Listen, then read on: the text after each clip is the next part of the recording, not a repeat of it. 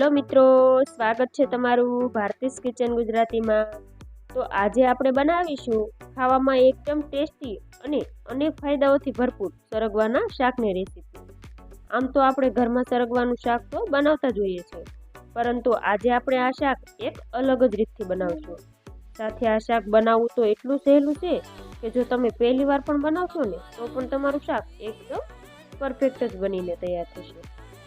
વળી પાછું આ શાક તો ફક્ત 8 થી 10 મિનિટમાં જ બનીને તૈયાર થઈ જશે। જો તમને મારી આ રેસીપી પસંદ આવે તો મારા વિડીયોને લાઈક કરજો, શેર કરજો અને મારી ચેનલ ઉપર નવા હોય તો મારી ચેનલને સબસ્ક્રાઈબ કરજો। તો ચાલો આ એકદમ ટેસ્ટી અને ઝટપટ બની જાય તેવું સરગવાનું શાક બનાવવાનું શરૂ કરીએ। તો સરગવાનું શાક બનાવવા માટે મેં આ 4 થી 5 નંગ જેટલી સરગવાની શીંગો લઈ લીધી છે। તો હવે આપણે તેને કટ કરી લઈશું। તો પહેલા આ રીતે આપણે ડીટીયાનો ભાગ કાપી લઈશું અને આ રીતે આપણે મીડિયમ સાઇઝના ટુકડા કરી લઈશું। આપણે સરગવાની પસંદગી હંમેશા આ રીતે મીડિયમ થીક એવી શીંગો હોય તેની જ કરવાની છે। જો તમે વધારે પડતી પાતળી શીંગોનો ઉપયોગ કરશો તો પાતળી શીંગોમાં થોડી કડવાહટ હોય છે, જેથી આપણું શાક બરાબર નહીં બને। તો હંમેશા આ રીતની મીડિયમ થીક એવી શીંગોનો જ ઉપયોગ કરવાનો છે। તો આ જ રીતે આપણે બધા જ સરગવાને એકદમ સરસ રીતે કટ કરી લીધો છે।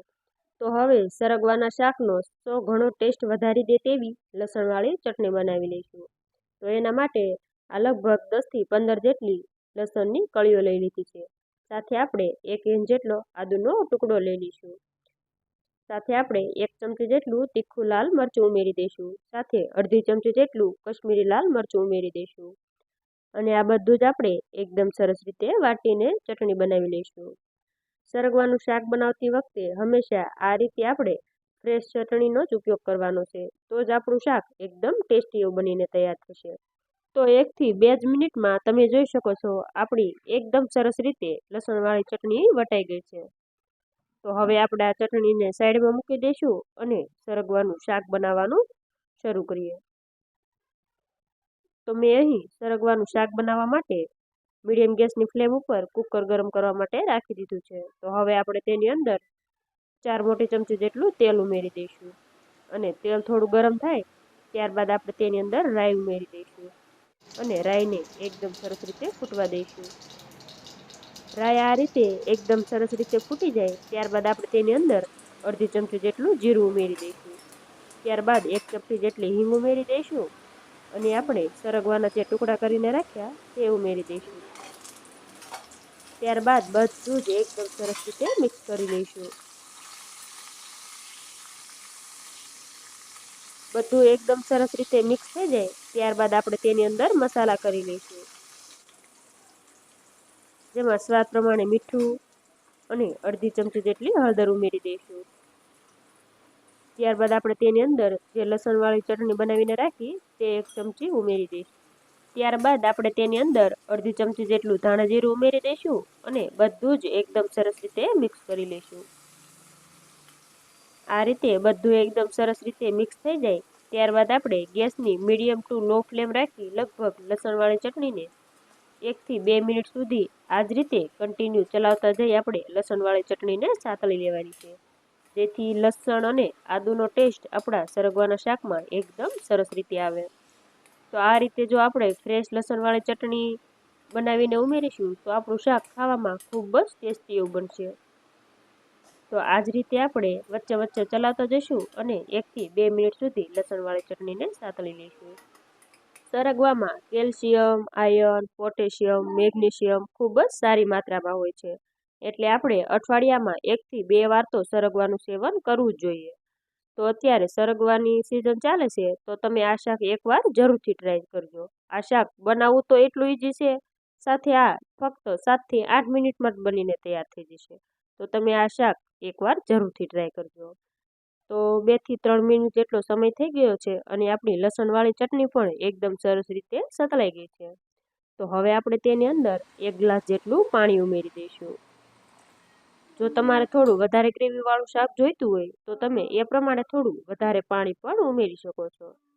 તો આ રીતે આપણે બધું જ એકદમ સરસ રીતે મિક્સ કરી લઈશું। ત્યારબાદ આપણે કુકરનું ઢાંકણ બંધ કરી દઈશું અને ગેસની મીડિયમ ટુ લો ફ્લેમ રાખી આપણે ફક્ત 3 વિસલ કરી લઈશું। સરગવો તો ફક્ત 3 વિસલ કરશું એટલે એકદમ સરસ રીતે કૂક થઈ જશે. તો આપણે મીડિયમ ટુ લો ગેસની ફ્લેમ પર 3 વિસલ થઈ ગઈ છે અને મેં ગેસની ફ્લેમ પણ બંધ કરી દીધી છે. એટલે આપણા કુકરમાંથી પ્રેશર પણ જાતે જ રિલીઝ થઈ ગયું છે. તો હવે આપણે શાકને આ રીતે થોડું મિક્સ કરી લઈશું અને એક સરગવાની શીંગને આપણે ચમચામાં રાખી જોઈ લઈશું. તો આપણે હાથ વડે આ રીતે સરગવાને મેશ કરીશું તો તે એકદમ સરસ રીતે મેશ થઈ જાય છે. મીન્સ કે આપણા સરગવાની શીંગો એકદમ સરસ રીતે કૂક થઈ ગઈ છે. તો હવે આપણે એક વાટકીમાં 1 ચમચી જેટલો ચણાનો લોટ, અડધી ચમચી જેટલું ધાણા જીરું અને 1 ચપટી જેટલો ગરમ મસાલો ઉમેરીશું. ત્યારબાદ આપણે તેની અંદર 2 મોટી ચમચી જેટલું તેલ ઉમેરી દઈશું અને બધું જ એકદમ સરસ રીતે મિક્સ કરી લઈશું. આ રીતે બધું જ મિક્સ કરી આપણે એક મિશ્રણ તૈયાર કરી લઈશું. તો આ રીતે આપણું મિશ્રણ તૈયાર થઈ ગયું છે. તો હવે આપણે આ મિશ્રણને શાકમાં ઉમેરી દઈશું. તો આ રીતે આપણે થોડું થોડું કરતા જઈ બધું જ મિશ્રણ શાકમાં ઉમેરી દઈશું અને શાકને એકદમ સરસ રીતે મિક્સ કરી લઈશું.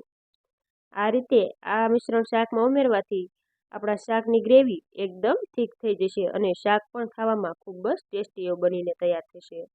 તો બધું જ એકદમ સરસ રીતે મિક્સ કરી લીધું છે. તો હવે આપણે કુકરનું ઢાંકણ ફક્ત ઉપર જ મૂકવાનું છે. આપણે તેને ફિટ નથી કરવાનું. ખાલી આ રીતે ઉપર ઢાંકી દઈશું અને એકદમ લો ફ્લેમ રાખી લગભગ 2 થી 3 મિનિટ સુધી કૂક કરી લઈશું. તો 2 થી 3 મિનિટ પછી આપણે ઢાંકણ ખોલી લઈશું. તો તમે જોઈ શકો છો આપણા શાકની ગ્રેવીની થિકનેસ એકદમ પરફેક્ટ એવી થઈ ગઈ છે અને આપણો સરગવો પણ એકદમ સરસ રીતે કૂક થઈ ગયો છે. તો હવે આપણે ઉપર આ રીતે ઝીણા કાપેલા ધાણા ઉમેરી દઈશું અને બધું જ એકદમ સરસ રીતે મિક્સ કરી લઈશું. તો તમે જોઈ શકો છો આપણું એકદમ ટેસ્ટી એવું સરગવાનું શાક બનીને તૈયાર થઈ ગયું છે. તો હવે આપણે ગરમા ગરમ શાકને સર્વ કરી લઈશું. તો આ શાકને મેં અહીં રોટલી સાથે સર્વ કર્યું છે. તમે ભાખરી, રોટલા કે પરોઠા સાથે પણ આ શાકને ખાશો તો પણ એ એકદમ ટેસ્ટી એવું લાગશે. આ રીતે ઉપરથી થોડા ઝીણા કાપેલા ધાણા ઉમેરી દઈશું અને ગરમા ગરમ શાકને સર્વ કરીશું. જોતા જ ખાવાનું મન થઈ જાય તેવું સાથે અનેક ફાયદાઓથી ભરપૂર આપણું સરગવાનું શાક ફક્ત 8 થી 10 મિનિટમાં જ બનીને તૈયાર થઈ ગયું છે. તો તમે અત્યારે સરગવાની સિઝન ચાલે છે તો આ શાક એકવાર જરૂરથી ટ્રાય કરજો. જો તમને મારી આજની આ રેસીપી પસંદ આવી હોય તો મને કમેન્ટ સેક્શનમાં જરૂરથી જણાવજો. સાથે જો મારી રેસીપી પસંદ આવી જ હોય તો મારી રેસીપીને લાઇક કરજો, શેર કરજો અને મારી ચેનલ ઉપર નવા હોય તો મારી ચેનલને સબસ્ક્રાઈબ કરજો. અને આવી જ નવી રેસીપીઓ જોવા માટે બાજુમાં આપેલા બેલ આઇકન પર ક્લિક કરજો જેથી મારી નવી આવનારી રેસીપીઓના નોટિફિકેશન સૌથી પહેલાં તમને મળે.